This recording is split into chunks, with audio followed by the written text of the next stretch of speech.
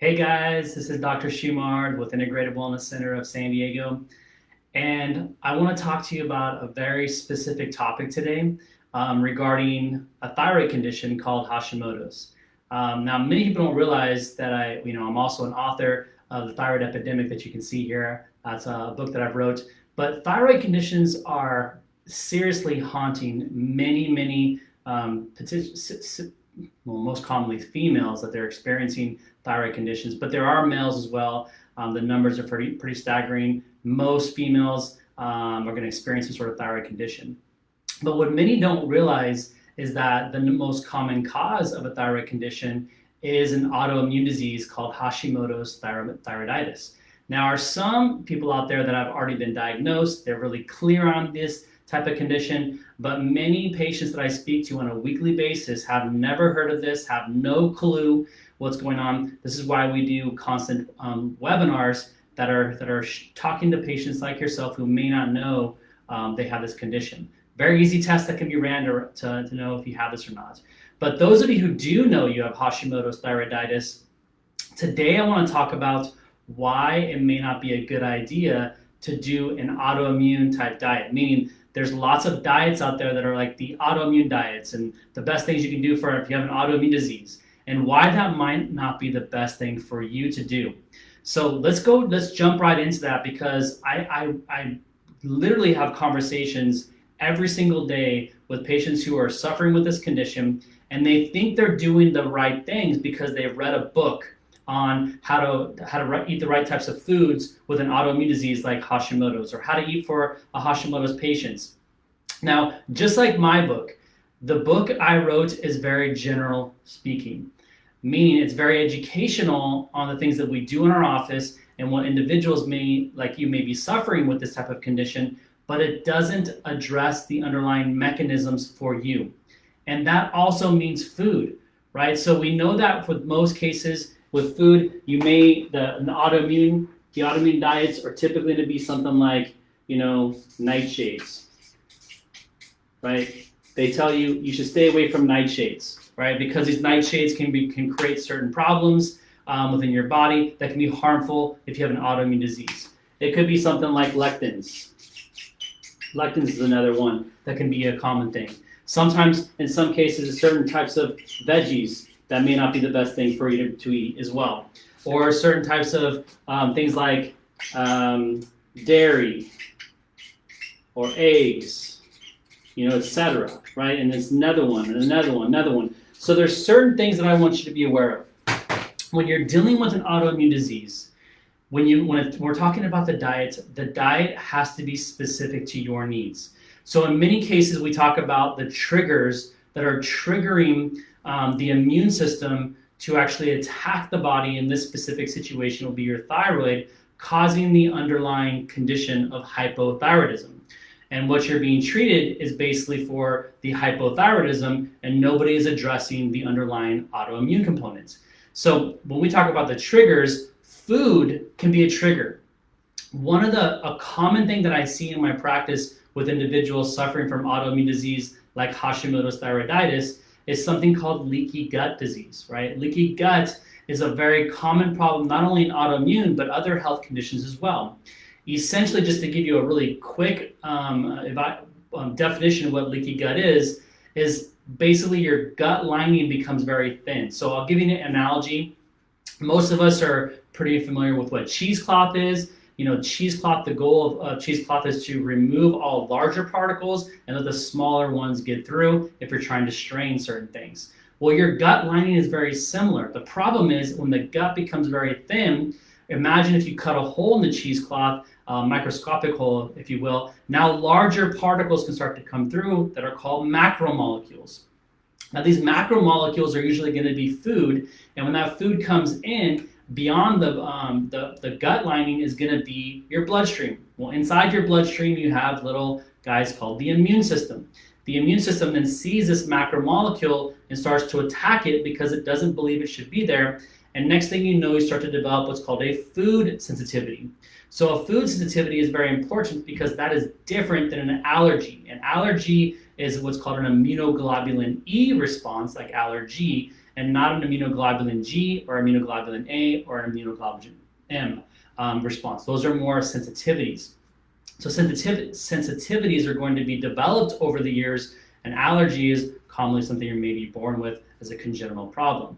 So a sensitivity occurs because the immune system starts to attack the food. Now let's just say that food is a piece of broccoli, right? And because that molecule. Now your immune system doesn't know the difference between a piece of broccoli and another type of food. It doesn't see that, right? So what it sees is a protein structure. And whatever that protein structure is, the immune system is going to create an antibody to remind itself that this food or this issue is a problem.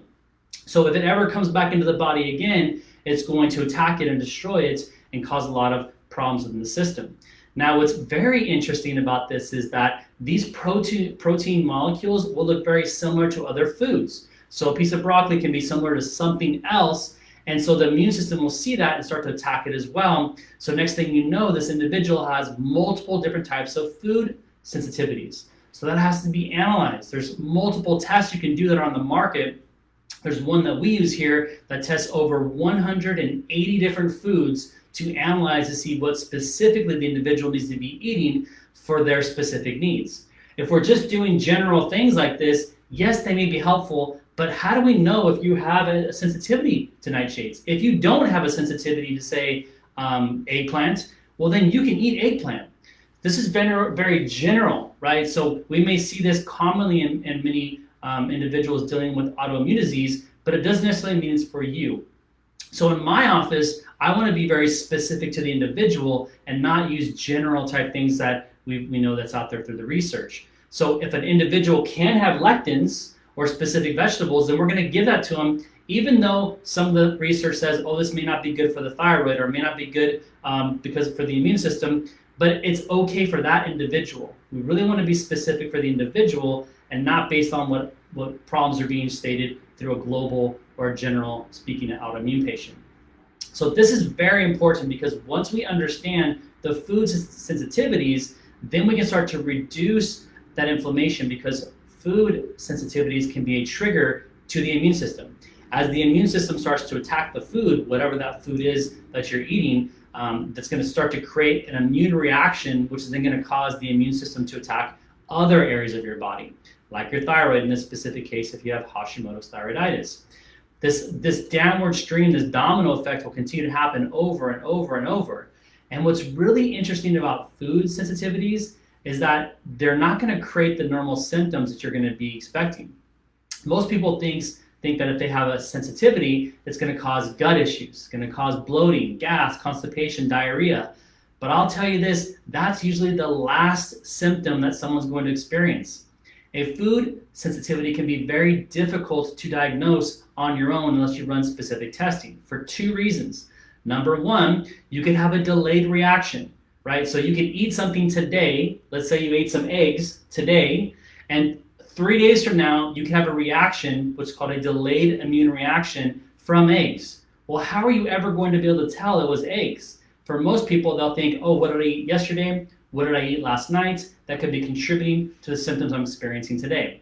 So that's number one, is very difficult because you can have an immediate reaction, which is a specific immunoglobulin reaction, or you can have a delayed reaction, which is a different type of immunoglobulin reaction. Now, the second thing is that oftentimes the symptoms may not be associated with the gut at all. They could be happening in other areas. You could have joint pain, headaches.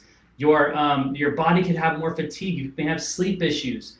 You could have a rash develop. There's so many other things that could happen and relate to a sensitivity to food. It could be a second, tertiary, or even a fourth down the line of a symptom that's going to occur. Very difficult for you to know that happened from that food, or if it's associated with food altogether. So when you're being analyzed with someone with Hashimoto's, you have to be analyzed very specific for your needs. And with food, that is very important. Now, you could take the whole general approach and try to eat the type of foods that have been shown best for an autoimmune patient, but it may not get you the results you're looking for. You may still not feel better and thinking, well, I tried it, it didn't work because you're doing more general type stuff. That must mean that you have much more, potentially underlying problems that haven't been diagnosed, like the food sensitivities we're dealing with here. To try to reduce that inflammatory reaction, put the right types of foods into your body. We know that foods can be part of the healing process. Now, in many cases, the foods themselves will not heal the body, but what the foods will do is they'll push your body into a state that healing can take place. Just like if you had a fire and threw gasoline, right? The gasoline did not cause the fire, but the gasoline will make the fire worse. Food can do the same thing with your body. The more you put into your body that's healthy, that's vibrant, that's going to help your body heal or go through the healing process, the better off you're going to be. And the other thing is, food is very easy to control. It's much easier to control what's coming into your body from what you're putting into your mouth rather than the environment you're in or the stress you're dealing with, maybe with a workload or with your family or whatever that might be. Those are much more harder things to deal with because you don't have control over those things. What you do have control over is what you put into your mouth. And knowing what to put into your mouth to help your body heal is a huge component to you getting better and dealing with this underlying autoimmune condition, to helping you potentially stop the process of the autoimmune attacks and, as we know, the future attacks in the body, because we know with one autoimmune disease, you can develop multiple others. So I'm not going to go too deep into that today, but my main focus today was to really talk to you more about why the autoimmune diets that are out there that you may be reading on Google or other books that are out there, phenomenal information, but it may not be the best approach for your needs. And it really depends on what you're trying to do. Are you really trying just to manage your condition and trying to reduce your symptoms? Or are you trying to fix the problems that is contributing to the symptoms and reversing the chances of future complications that may occur with your condition?